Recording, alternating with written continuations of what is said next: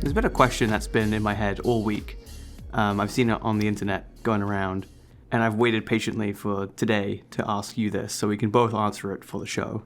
I'm a little bit worried. Are you ready? I think. This works pretty well because our office is getting renovated in the next few months and stuff as well.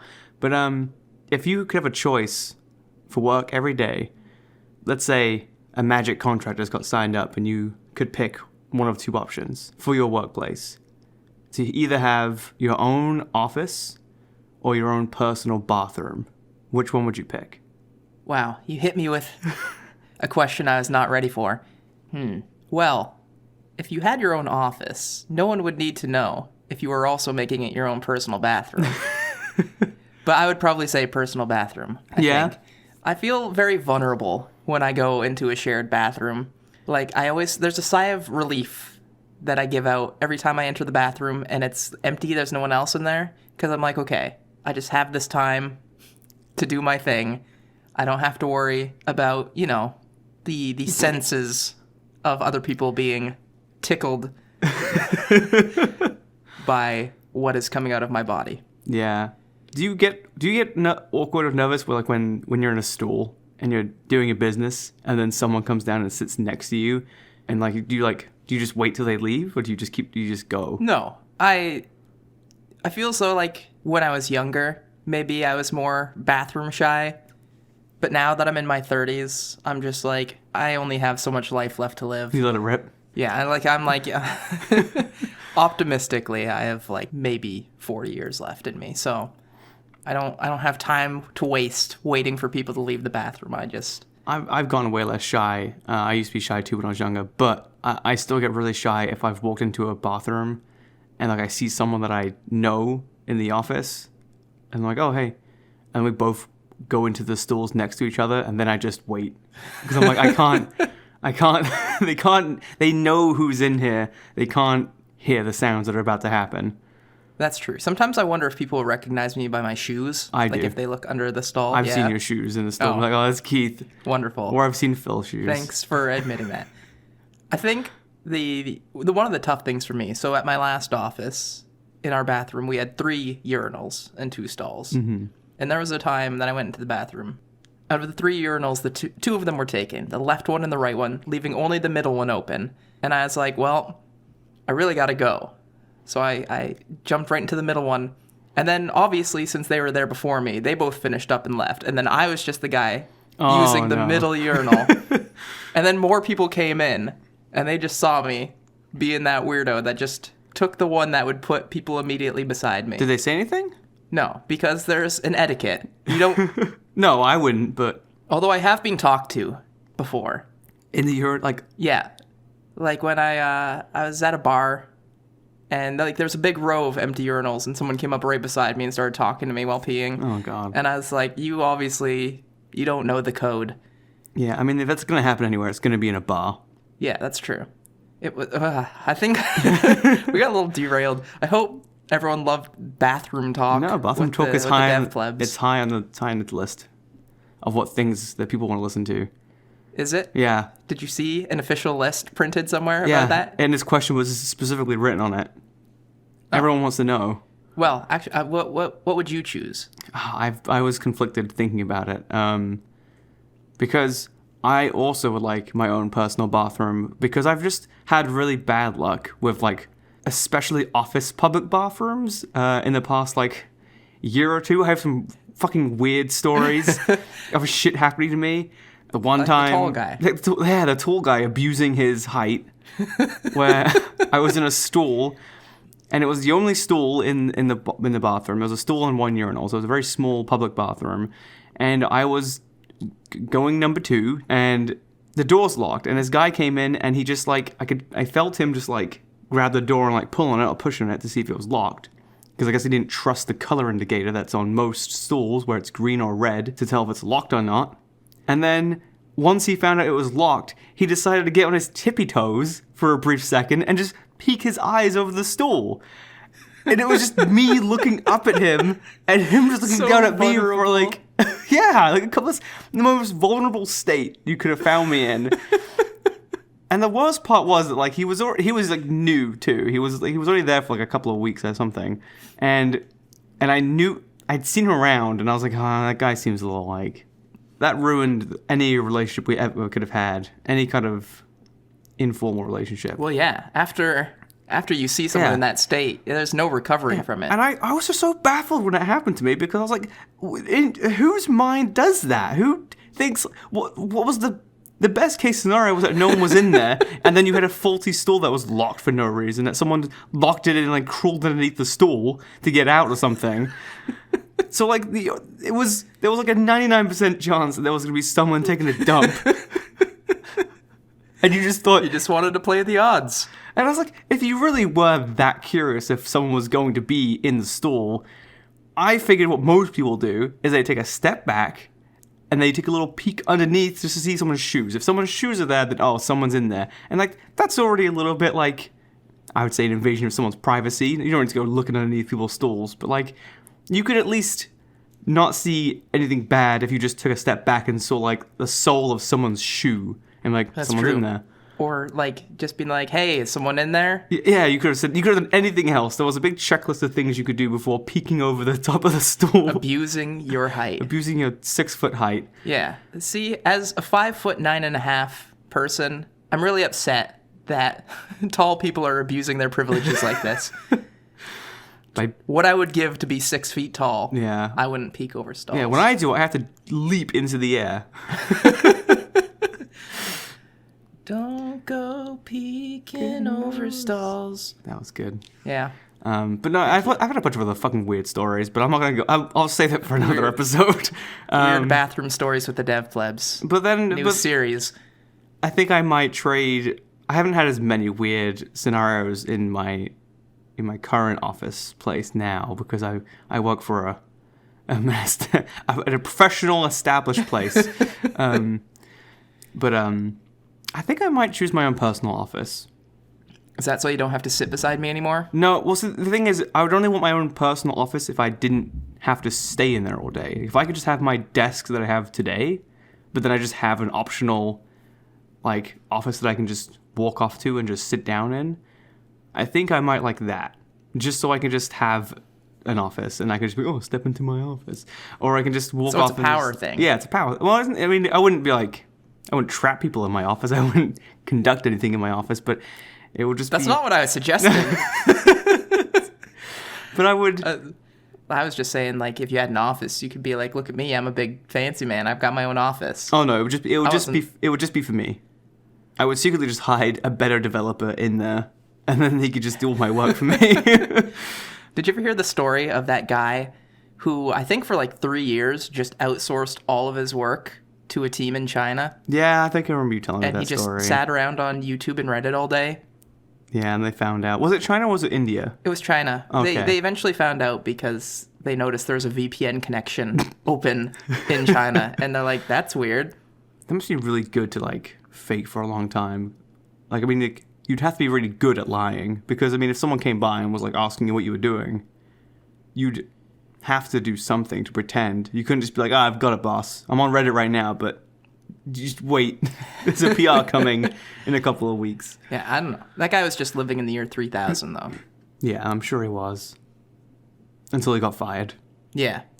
Then probably it wasn't so good. Yeah, then it wasn't so great. I think he was only paying like 10% of his salary to not do anything. Would you make that compromise if you just had free time to do whatever you wanted, but you had to give up 10% of your salary? Would you do it? Actually, no. But hypothetically, in a perfect situation, yeah. But only if I was like working remotely the entire time. Because that way I'd be able to make use of that actual like time that I'm giving someone to do all the work for me for 10% of my salary. It's Friday Night Philosophy with the DevPlebs. Yep. Where we ask you all kinds of bathroom questions and 10% salary questions. Yep. Just those two things, nothing else. Wow. Okay. So we got that. Should we start the podcast? Yeah, we can start now. Okay. Who's starting this? That's a good question. No one really wants to start this. No. That's okay. I think we should just stop doing the podcast. Yeah. All right. That's it. It was a good run. Yep. But I pulled the plug. This is episode 6, and you know what that means. What does it mean? I was hoping you would know. I don't know what it means. I'm Me asking either. you. Tell me what it means. I don't think it has any meaning. What does it mean? Life has no meaning. Okay. And neither does the podcast. And neither does any podcast you listen to. That's true. We started this podcast with intentions of it being a web development podcast, but we just spent the first 10 minutes of this podcast talking about the bathroom. Yeah, so now it can turn into a very specialized bathroom opinion podcast. There's a need for it. Yeah. People need to know about bathrooms. There is a hole to fill. I knew you would laugh at that. You gave me a big smile when you said Phil. Yeah, that's your name. And my name is Keith, and we are the hosts of this podcast, Friday Night Deploys. It's a show about web development. Yep. We're still going to maintain that, because we will, at some point, talk in some capacity about web development. Yeah, I swear. There's web development stuff to talk about, but it's only when it matters. So, Phil, what did you get up to this week? What did I get up to? That's a good question. Big news. The site's finally out. Wow. Yeah. Keith mentioned last episode that it was totally going to be out, and it totally really... It wasn't by the time the episode went live, but maybe like a couple of hours after the show was live, the episode kind of did. So that's out now. Yeah, that's not bad. Yeah. I mean, it was mostly done and ready to go. We just didn't set up the domain. And I mean, like, there's a lot more work that needs to be done. Oh, there's definitely, there's tons. It's perfect. Is it? Yeah, it's fine. As long as you say that. Yeah. No, there's tons of stuff that could be done to it, stuff that we definitely want to do to it, but getting it out there to exist was the hardest part. Well, like you said, it's perfect. It's like every new parent, and they look at their ugly little alien baby, and they're like, it's perfect. Yes, I've been there, and it's exactly what I said. I'm going to take some photos and post them on Facebook, and everyone is going to be like, look at that perfect little pile of skin. Did you read my Facebook post when I had children? I did. You're quoting it. Well, the site's up. But the site's up. Yeah. Very exciting news. I'm happy. You can go see it at DevPlebs.tech.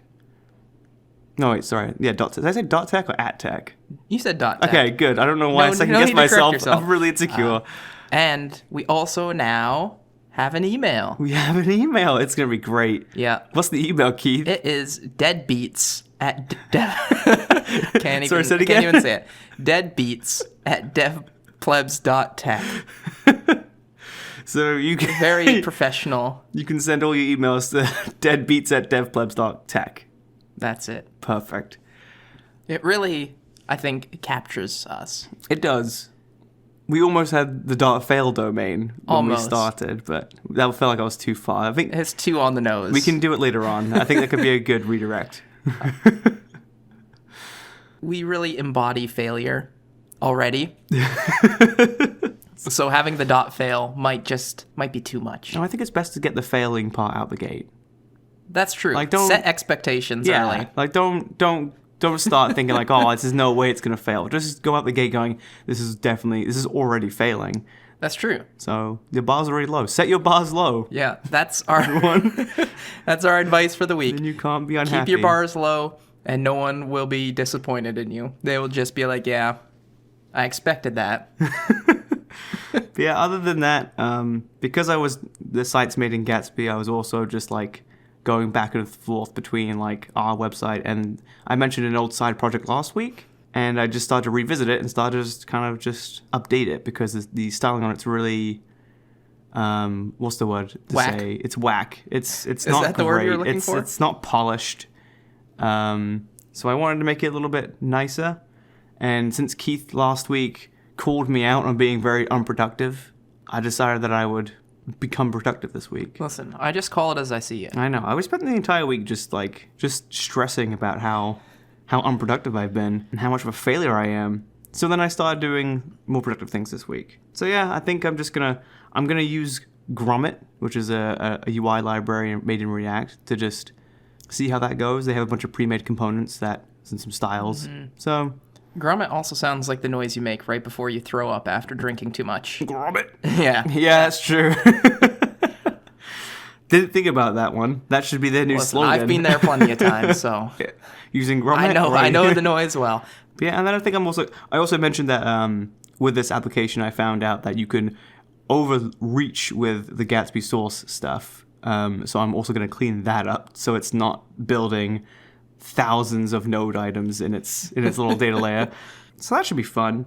Every build is just 6.5 hours. Oh my god, it's so... I mean, sometimes it was so long it couldn't finish. It just got stuck, and I don't know why. I mean, it was downloading remote images and so many of them, and that was really where it came in to, like, take such a long time. So don't do that again. And then, it's an exciting time where we work right now because we're doing a thing called Innovation Sprint, which is just like a big hackathon. Is the way you described it anyway. I'm stealing that. That's fine. I heard you describe it that way. I don't have a trademark, so go ahead. Yeah. Everyone gets to do like a little pitch of an idea. So I'm deciding to pitch something, and I was pitching a UI library made in React that could be used potentially across the company. Anything that happens in these little hackathons doesn't have to be a thing that gets used afterwards. It could just be a fun thing. Just in case something's real shit. Exactly, like what I'm going to do. Mine's going to be terrible. It's going to be no obligation to actually entertain the idea. Exactly. So it's perfect, because it means I could just throw shit at a wall and be like, do you guys like it? Literally. Yeah. Just throw shit at a wall. Yeah, I'm literally, that's what I'm going to do. And be like, UI library. Shit UI. Welcome to it. So that's going to be fun. I've never built a UI library before. I've built out components trying to build like in a sense of a UI library, but I'm gonna use some new stuff. I'm gonna use TypeScript. TypeScript's been around for a long time, pal. It has, but I haven't. You haven't been around for a long time? I only existed 3 months ago. Oh, you just crawled out of the ground. And then I was like, oh, we should start a podcast. No, it's new to me though. I've dabbled a little bit, but I'm ready to give it another shot. That's all my productive stuff, and then I've been playing this game called Bloodstained. I got back into it. Did you? Yeah, because I started playing it a while ago, but the controller I had like a drifting analog stick. So it was very frustrating to play because it was just always aiming things up. My brother came around and gave me a different controller, and then that's fine. And then it just dawned on me, I think a couple of days ago, I was like, oh shit, I have a good controller now. I can play that game again. Well, I'm very excited for you. I'm excited Thanks, too. Phil's brother. Thanks, Phil's brother. My brother. But that's all I got up to. Wow, you sounded much more productive this week. Thank you. I'm proud It was of only you. because I was really insecure and hurt by the things that you said last week. I'm glad I could encourage your success through bullying. That's the only way to do it. It is. You just gotta bully me and kick me on the ground. Listen, I bring you up by bringing you down. That's true. Thank you. You're welcome. What did you do this week? What did I do this week? Great question. So there's a app called Front End Masters. It's like a curated list of courses. They actually put on these courses, and the idea is it's actually like a classroom setting. So they do film it and put it on their website. It was kind of a jarring experience at first when I started going through the courses because like you don't see the audience because it's like just fixated on the person giving the instructor, but you can hear the audience. Like they'll be asking questions. Do they come in clearly, or is it just like when someone asks a question, it's just like, yeah, I just want to find out. It depends on the course. I find some have better pickup for the audience, and then some are kind of just muffled, which is nice because like usually the instructor will repeat the question, so nice. You get what it was. And then they also actually have people taking the course remotely, so they have people sending in questions online. Oh, geez. Like they have like a chat, and they'll like pick up questions from the chat and answer them. Which, at first, like I was like, I don't know if I like this. But the nice thing is, there's been a few instances when I've been watching these courses where like audience members will ask questions that I had. That's so cool. the instructor will answer them, and I'll be like, oh, clarification. That's just lucky though. Is it? It's just lucky that you had the No, same they knew. questions, right? They knew. They didn't read your mind to be like, You don't know that. Keith at home is going to ask this question. But yeah, so I actually ended up getting a 6-month membership for free through the GitHub Student Pack.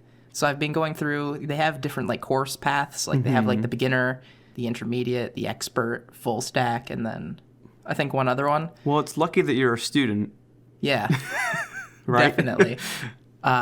Actually, yeah. So my the last time I was in school, which was in 2015, because you say when you're graduating, when you sign up for the GitHub Student Pack, and I put it at the last year that was in the drop down. What? You piece of shit. Yeah. What year was that? 2050? No, like I think it was 4 years. Oh, okay. So I was only in a 1-year program, but I was like, yeah, I'm graduating in 2019. Oh, okay. So I had GitHub Student Pack for like the past 4 years, which has been great. But like they had just updated their sponsors like a couple days before my student pack expired. Oh, yeah, right. But one of them was 6 months with Front End Masters. I hope none of them listen to this and like to revoke my access. They're gonna just come and stomp on it all over it. Because I've really been enjoying it. And like the nice thing about Front End Masters is it's really high quality courses. Where like on a site like Udemy, it's super hit or miss. You have to do like a lot of research. Depends on the person, the instructor, right? Yeah. Yeah. And then like you have to pay for it, so like That's true. Well, I mean, you would have to pay for this usually too. That's not what I'm saying. I'm just saying you have to pay for the individual courses. That's true. And then you'd feel really bummed out if you buy one and then it just turns out to be like a shit tier course. Especially if you spent $200 on it because you didn't buy it during a flash sale. Yeah, because people definitely buy courses on Udemy outside of sales that run there has to be 5 times a week. There has to be some unlucky soul who has gone on to Udemy when it wasn't a flash sale without knowing that the way they do their pricing. I was like, oh shit, someone said this course is really good, so I better spend $200 on it. Yeah, so the Front End Masters course are like taught by like industry experts, really high quality. Yeah, also it's great that you started, earlier you were talking about that you hope that no one's listening so they don't cancel or kick you off, and then ever since then you've been like really upselling it. Like, it's really good, it's really high quality, don't kick me off. Amazing courses. One time I actually did make a tweet joking about how I had the GitHub Student Pack even though I graduated 2 years ago. And then someone that was on the GitHub Student Pack team replied to me. And they just said, wow, Keith. I'm sure you're not the first person to do it.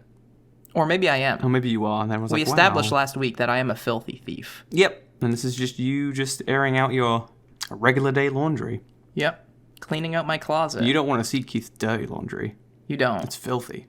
And then I also gave a presentation at work this week. You did? I did. I was there for that. You were. And yeah, I gave a presentation on the new React APIs.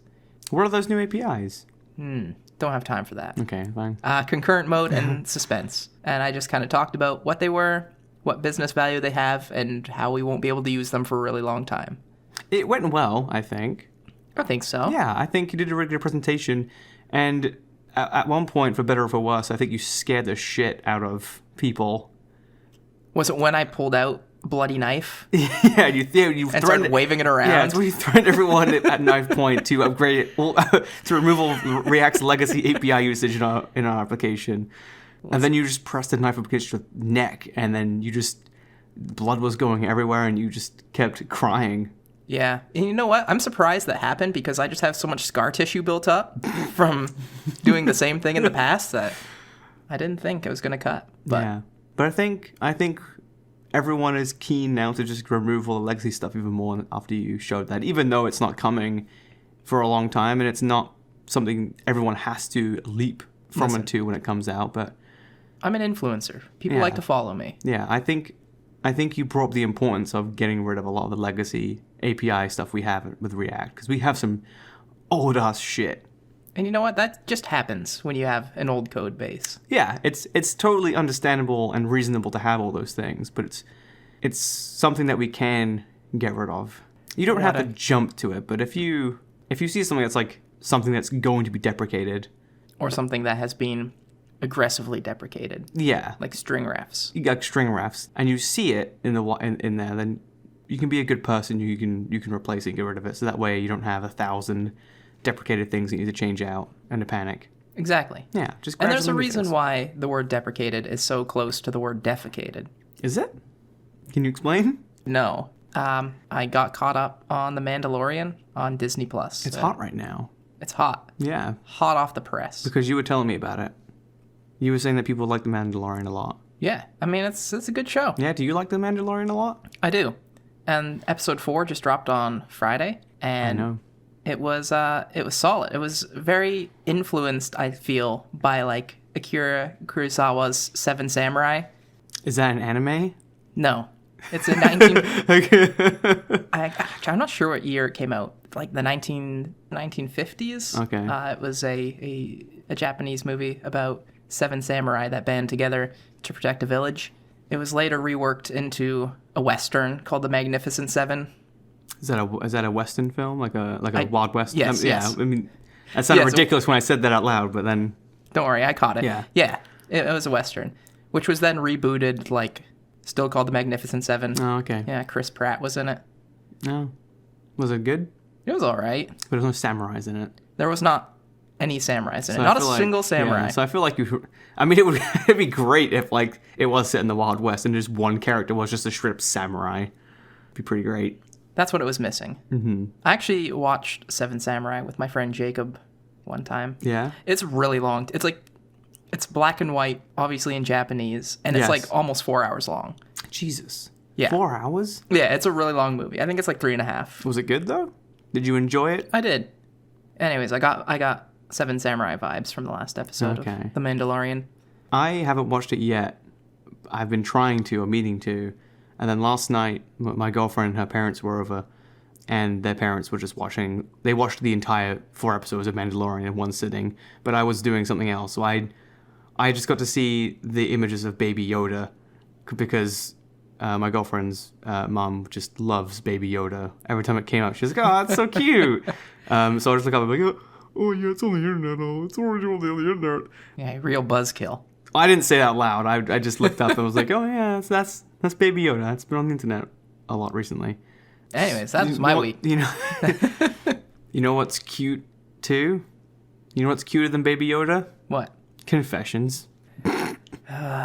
It's better than last week. Yeah, I mean, well, last week didn't and better exist. than the week before. Yeah, But still not good. But you know what those weeks were? Week? There was setting the bars low. And then, well, you So now that barely moved the bar the up. bar was on the ground, and I just walked over it. Whereas before, I was just crawling on the ground into the bar. Yeah, but you still left the bar on the ground. Yeah, just it's now. still on the ground. I'm not going to move it from the ground. Anyways, yeah. Well, listen, the segue has already been done, so now we have to go into it. And now this is what... That's the title of our podcast. It's too late now. Okay, but today's topic is going to be confessions. Confessions. Confessions of senior developers. Because we are senior developers. Yeah. It's in our title. You can't take it out now. Exactly. It's in my title, so I'm going too for late. it. And feel free to email us at our new email and scream at us about not being actual senior developers. Yeah, go ahead and do that. But the title's still gonna be Confessions of a Senior Developer. So take Yeah. that. And I'm not talking about the boy band either. I don't think anybody thought you were. Take but, that. Yes. Confessions of senior developers. Yeah. This is going to be a little segment where we, as senior developers, talk about some of the... Why are you giving me Confessions. that look? Confessions. Well, I was going to elaborate a little more on it. About okay. maybe things that other developers think that... Stop! I didn't think this hard about it. I just thought about confessions of just potentially embarrassing things. I don't know. Yeah, well, no, But- I was going to say... No, you can go for it. No, you know what? No, go for Whatever. it. No, go for it. We obviously have different creative directions for this podcast, so... It's time to go solo. Yeah. So... Do you want to start? Do I want to? No, I'm just. No? I don't even want to do this podcast. So Okay. I'm thinking about what I'm gonna be talking about on my own podcast later today. Bathroom talk. All right. Well, I don't know. You ruined it for me. I'm so sorry. No, it's fine. Yeah. So we're gonna be talking about things. Yes, I guess sort of. It's. Oh my god. That's what I wish we recorded the podcast in different locations. I'm so sorry, Keith. It's fine. Go on. We're just starting. You're going to hear what we say, and you're going to extrapolate your own meaning from it, because obviously I can't provide a detailed description of what we're about to talk about. So listen to what we say, apply your own meaning to it. Episode 6. I think that is some perfect advice. Take your own meanings away. It's true. Oh, God. All right, so confessions. Who's going to... Okay, I'll start. All right. So the first one I want to confess is something that I used to put the opposite of on like resumes and cover letters all the fucking time, especially when I was like a junior developer and starting out, because I just figured that was the thing that everyone wanted to hear. So like that's obviously what I'm gonna put down and tell people. But Mike, I confess that I absolutely do not pick up new things quickly at all. And what I would usually write down on these resumes and things was like, oh, I pick up new technology really quickly. Like I learn really quickly. Because that's what everyone wants to hear, right? Yeah, well, I mean, resumes are all about lying. That's true. That's why my first resume said I knew Ruby on Rails, but yeah, I didn't. I had a bunch of stuff on my first resume that I didn't know. Not because I was trying to intentionally lie, but I just was like, yeah, I heard about that. I've heard about this language. I had a 2-day course or 2-day program on it, and now I know it. So you can't take that away from me. But it's one thing that I have a lot of troubles with, is that when I come across a new language or a new framework and I'm trying to learn it, I definitely do not learn quickly. I have to really bash my head into it and just focus in and hone in, or even just come back to it like multiple times to actually go, oh shit, okay, yeah, I get it. And that's something that I struggle with a lot. And it was hard for me even really accepting it when I was a junior developer, or even like going into my intermediates, was that I just don't learn things very quickly. That's a lot of fucking effort. It's because your brain is so small. It is. It's because I'm a fucking idiot. It's because it's so full of anime references. And I refuse to take those out. And there's no room for new things to enter. No, I get it. And I feel as though everybody learns at different speeds. Oh, definitely. There are people who just pick shit up and they just get it pretty quickly. Yeah, fuck those people. Yeah, fuck those people. If you're one of those people, we didn't mean it. Keep listening. Support the podcast. No, I meant it. Oh, yeah. Because I'm very spiteful in the fact that I can't do that. Phil's spiteful of 3 different kinds of people. 6 foot tall people with full heads of hair, and people who learn quickly. Yep, you already knew it. You actually knew me really well. I'm so happy that you knew that. Yeah. The last one I babbled behind you. Yeah, but I think you I knew it. Well, you just said it. Yeah, I said it. Yeah. And the important thing is you have identified your weakness, and you know to overcome it, you just need to work harder. Yeah. And I think I mentioned it in episode, well, it might have been the infamous episode 4, that like I learned React pretty easily or pretty quickly.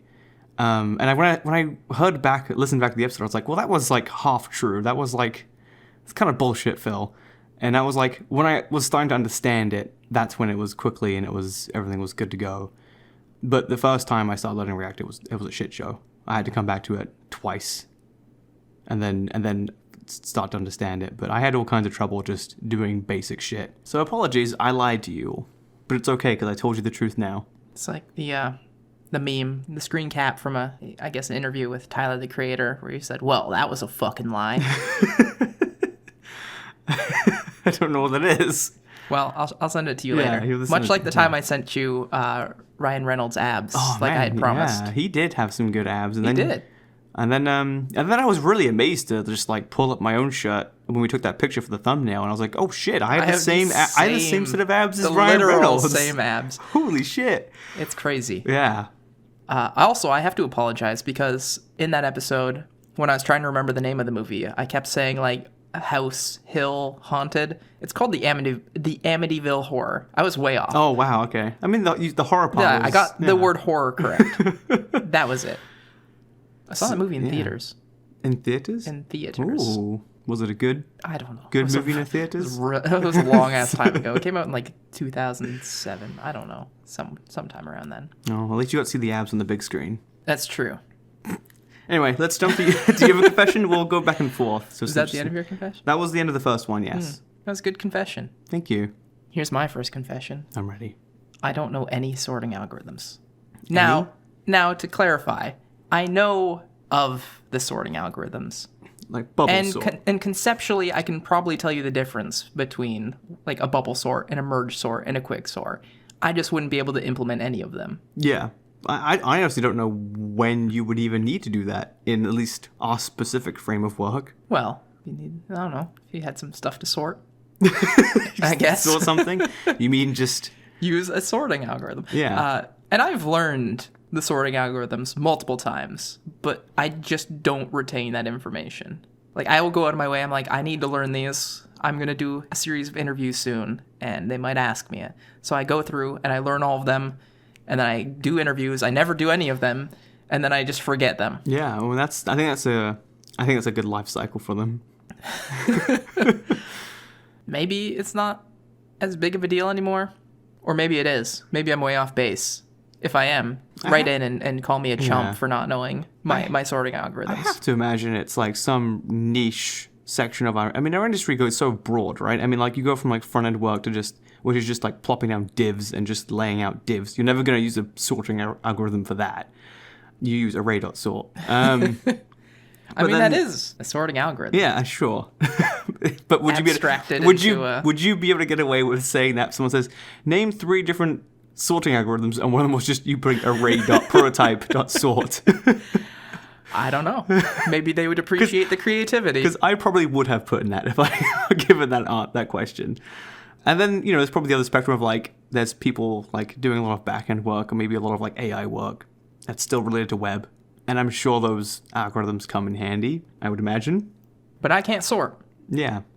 I worked as a sorter in a recycling plant for 7 years, but I can't sort when it comes to code. Did you tell them that when you were leaving?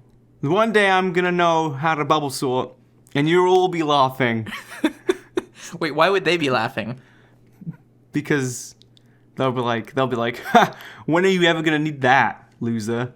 All right, it's a bit of a stretch, but I'll take it. Even they knew how to bubble sort. That's my confession.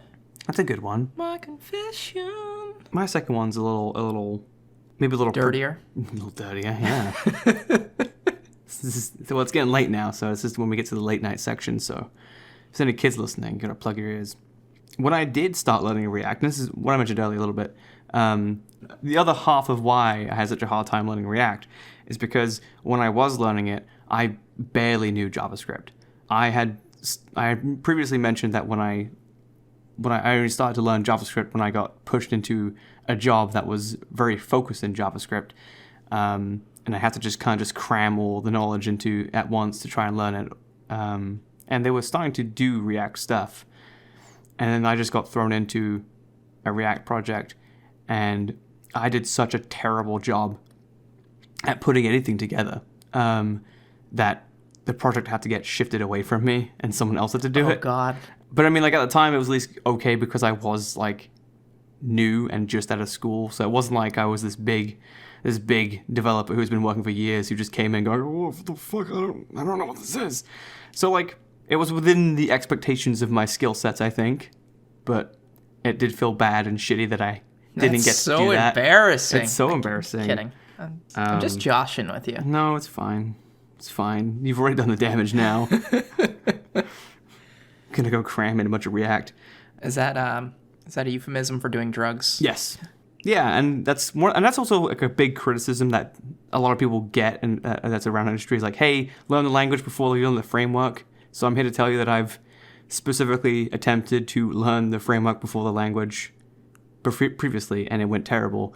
And it was only when I started to just focus more on JavaScript that I was like, oh, I'm going to try and do React again, because now I understand the separation of what's specific to JavaScript's API and what's specific to React's API.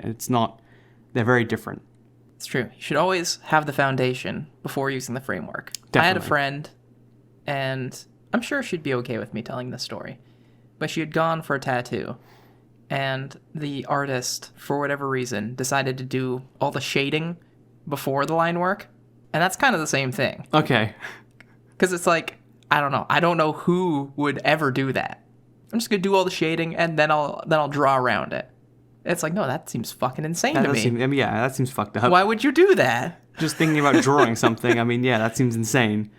And she ended up getting a cover-up, and it looks nice. That's good. But after, like, the first round, I was like, oh, you shouldn't go to that artist again. Yeah, maybe not go to this person. That's a good comparison, I think. That adds up pretty well. I think so. I'm a shitty tattoo artist, or I was a shitty tattoo artist.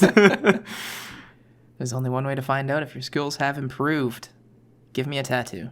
Okay, we'll do that. But that's my second one. Oh, my second one is I once failed an interview because of a Webpack build error. I mean, that wasn't why I failed I failed the interview because I didn't get the work done. But it was because of a Webpack build error. I'll provide some context. The interview, I was just supposed to build like a 5-star rating component in React. Well, that was like half of it. Yeah. But instead of just like quickly bootstrapping it with like create React app, I decided just to do the entire process from scratch. So fucking brave. And I had a build error, and the issue was it was launching my local host in Safari, and there was no other browsers installed on the machine, and I had a limited time, so I'm like, I'm not gonna go and fucking download Chrome just so I can swing this together. So I was trying to figure it out, but I didn't know how to even get in Safari's dev tools. No, They do hide it. It's a nightmare. I was like, why can't I get into inspect element? Like, what was wrong with this? I think it was the other week you asked me how to get into Safari's web dev tools again. Yeah, because it's another confession. Yeah. He still doesn't know how to get into Safari's dev tools. Yeah. But they're annoying. They're difficult. Safari, why do you hide the dev tools? Yeah. I get it that, like, regular people don't need it, but regular people aren't going to go into the dev tools. They're not going to right-click and inspect element. Yeah, so just leave it there. Yeah. Anyways, I had a build error, and I was really panicking because I couldn't figure out Safari's dev tools. And then, like, it just all avalanched after, like, that initial bit of stress where, I just couldn't focus anymore. And also, I had eaten an entire large margarita pizza before the interview. That's the biggest thing. I had, like, weird shit going on with my stomach. That should be the actual confession, is that you ate an entire margarita pizza before an interview? Yeah. Yeah. It was not the smartest choice. It was delicious, but I had, like, the pizza sweats. And I completely fucked it up. There's just mozzarella dripping down from your forehead. And yeah, so I blew that interview, which up until that point, it was like, I don't want to brag, but it felt pretty in my favor. Yeah, that you fucked it up? I did. Yeah? Was it just not a great place, maybe? They seem like lovely people. I totally knew after. I was like, man, I completely fucked that. Oh, okay. When an interview, just hit create React app. Yeah, no. Yeah, just sometimes just small little stupid shit still gets me flustered. I mean, that still just completely bombs me. That happens to me on just normal projects, like even just outside of interviews. I'll just try setting something up, and then I can just run into a real shit luck where, like, I spent like hours just debugging the tiniest thing, or I'll get caught up on the tiniest shit, and then I'll come away going, what was the point in all that? That wasn't even a thing. That's why I say every morning when I wake up, what was the point in all that? What was the point in all that? Here we go again. Yeah, so that was my second confession. All right, and I've got my last one. It's funny, actually, because it's actually similar to yours in the sense that I fucked up an interview for this as well. But it was also just, like, really embarrassing. So, like, this was probably, like, when I first started to, like, get into Gatsby, and I was just messing around with it a bit. So, of course, learning Gatsby a little bit, the word Jamstack gets thrown around quite a bit. And then I'm like, yeah, Jamstack. I like me some Jamstack. Yeah, pump up the Jamstack. Pump up the jam. So then one time I was in an interview, and they were using. We're not doing Space Jam. Or not.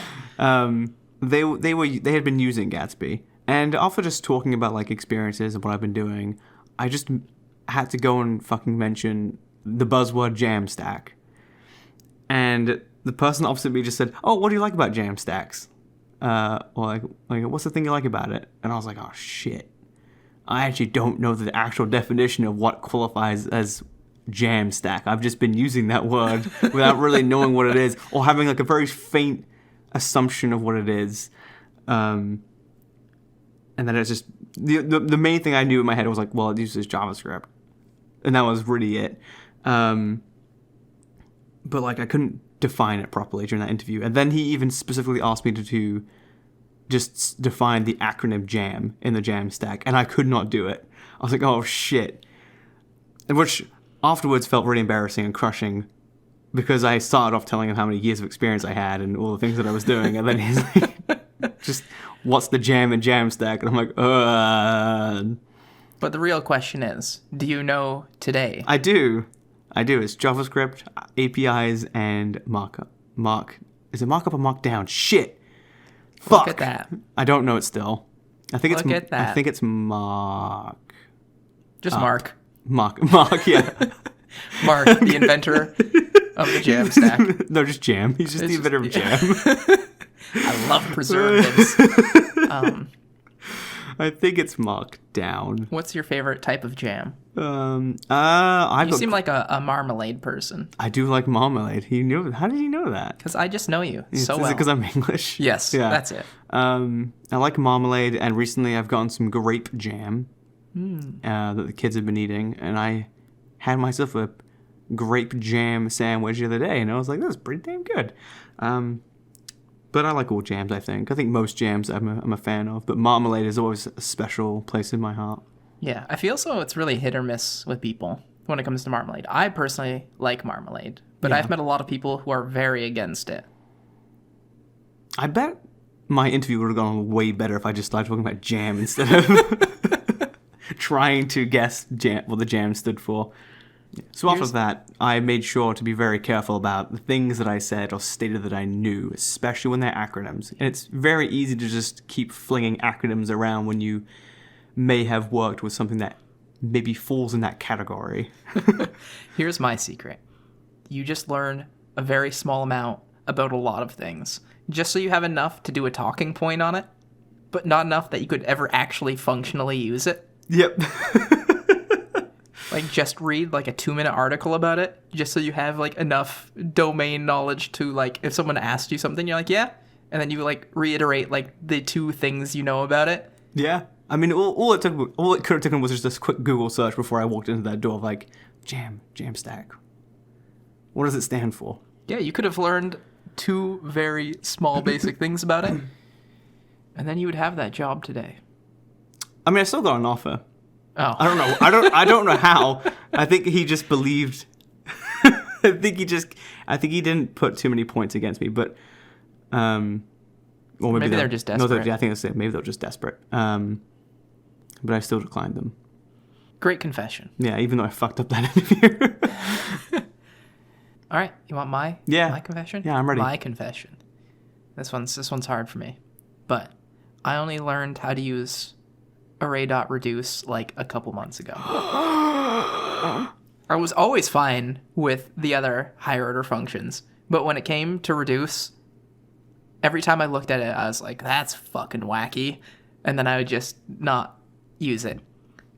And it wasn't until a few months ago I was giving an interview to someone, and then after I gave the interview, we went over and met with one of the other developers to do, I guess, like, it was more technical, I guess, than what I gave him. Like, I gave him, like, a short little project to do, and then, like, he was getting asked technical questions.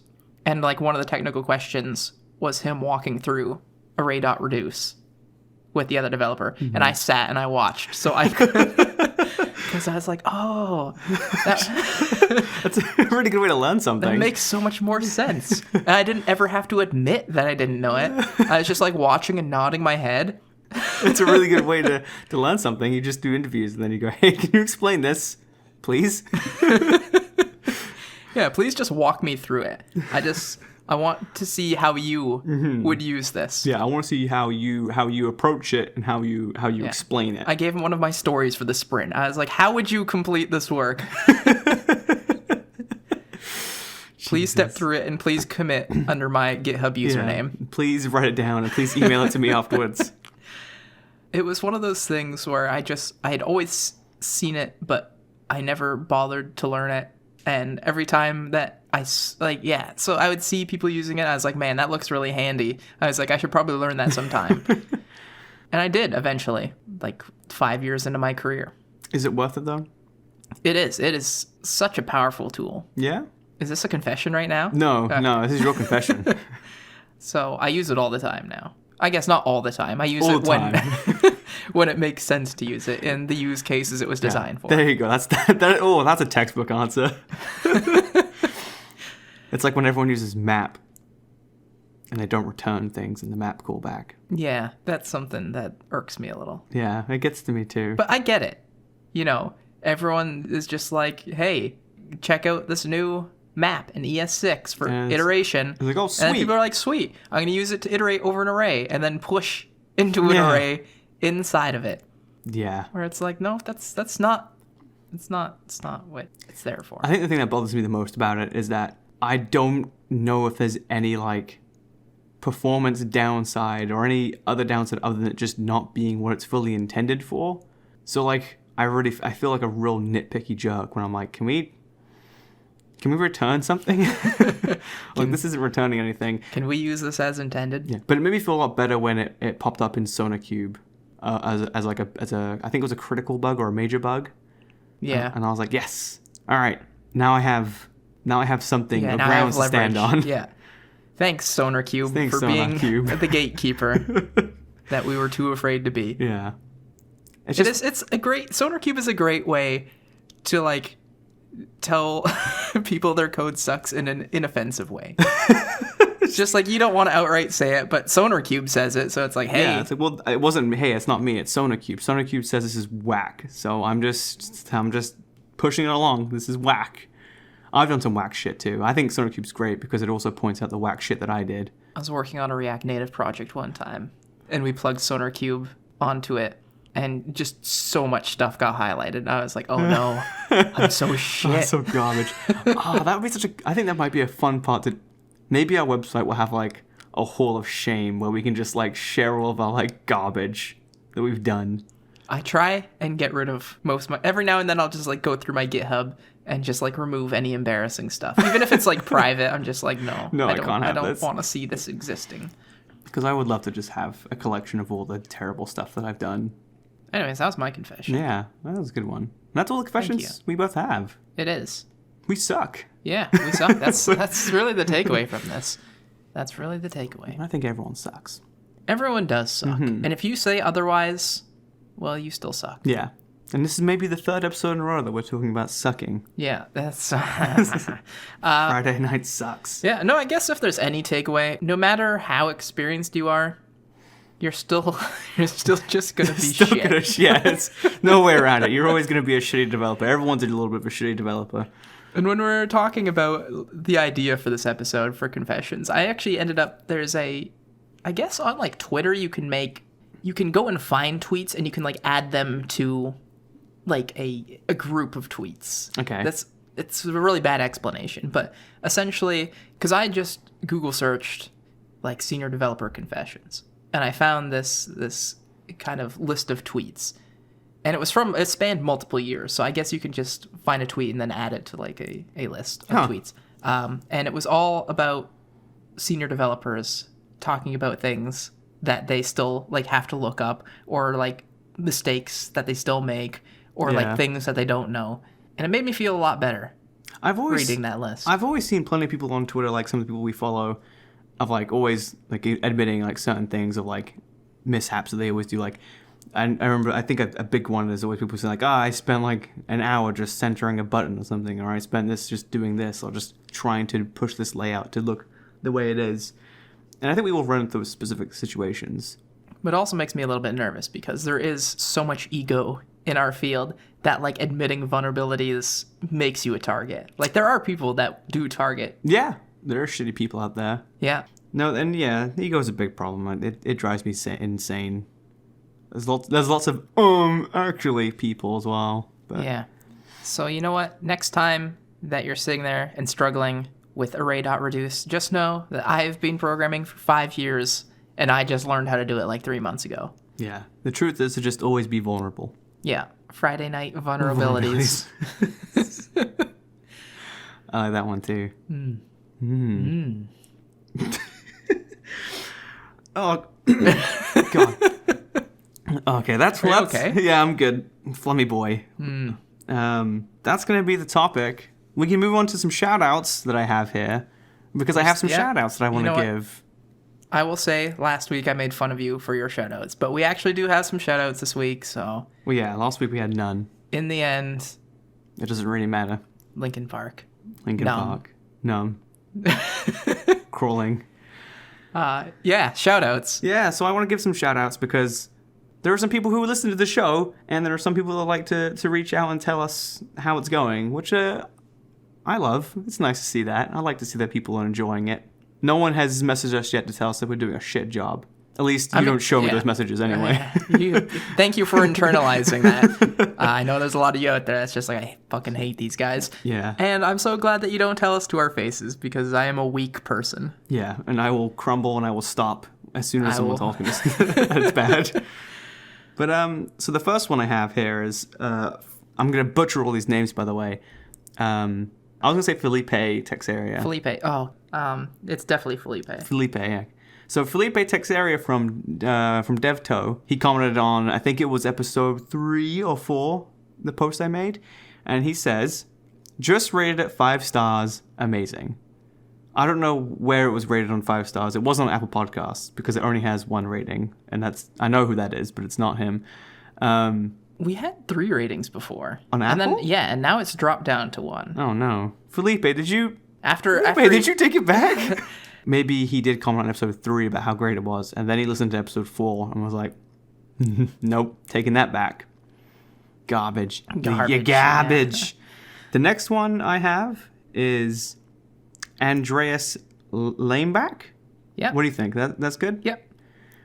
From Twitter. They reached out on, I think, one of our tweets. I think it was episode 4's post, actually, maybe. Or maybe it was episode 2's. The reference is to episode 2, though. But he says, "No Friday wet sounds, but an amazing reference to the best Batman game, Batman: The Caped Crusader in 1988. Now, I don't know if you actually meant to reference that video game, per se, because it was a Commodore 64 game. Did you look it up? I did look it up. Okay. I had to look it up because I didn't know. Are you sure that there wasn't like a...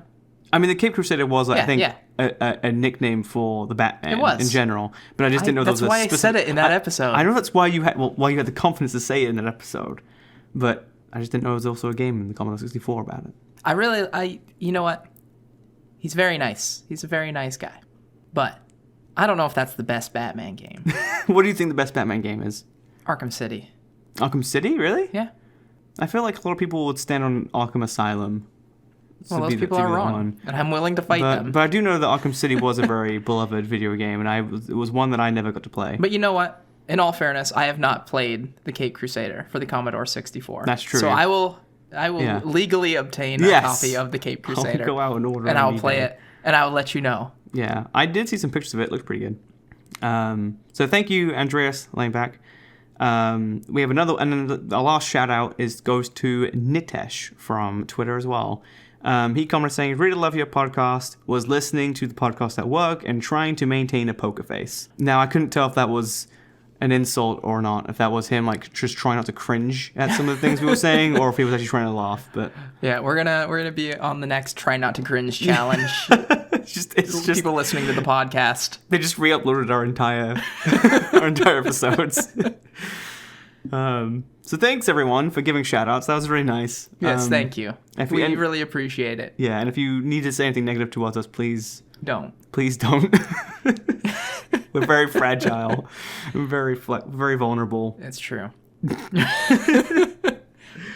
And if you have any I didn't update the segment on my little notes here, but if you have any confessions, whether you're a senior developer or not, or if you murdered someone in the 1980s and the body was never found and you have an incredible amount of guilt and you just need to get it off your chest, then send them in to the podcast. You can at us on our Twitter at DevPlebs, or you can give us some DMs, or now you can email at us because we have that now. We do. We mentioned the email earlier. We can do it again. deadbeats@devplebs.tech. That's it. deadbeats@devplebs.tech. I was just thinking, if someone did send us like a murder confession, we could become a true crime podcast. We could. And we'd be like 100 times more popular. Oh, there we go. That's how we shoot into the stratosphere of popularity. Is mixing true crime with web development and bathrooms. Yeah, feel free to send them in, or even, hey, if you want to tell us what you would prefer, if it was your own personal toilet in your office, or your own office with a toilet. in the form of a wastebasket. No, you can't have. In a wastebasket, yes, but you can't have your own bathroom in your office. You can use your office as a bathroom, but you can't have a bathroom in your office. That is the rules. Those are the rules. What if your own personal bathroom was also dressed up like an office? You can't fit the bathroom. You can't fit a desk in the bathroom. If you are the kind of person that brings your laptop into the bathroom, you've got issues. I've done that at home. Have you? Yeah. Why? Because I was doing something and I had to go really badly, but then I was like, I can't step away from this. Was it like a meeting?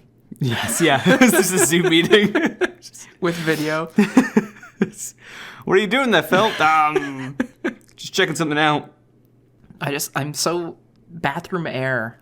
Just the air in the bathroom is toxic. It is, but I was lucky enough where it was like an ensuite bathroom with two separate doors, and they're always open because that's the way psycho. That's the way the life is at home with children. Because if I close the door's going to open in like 5 seconds. Don't you have locks?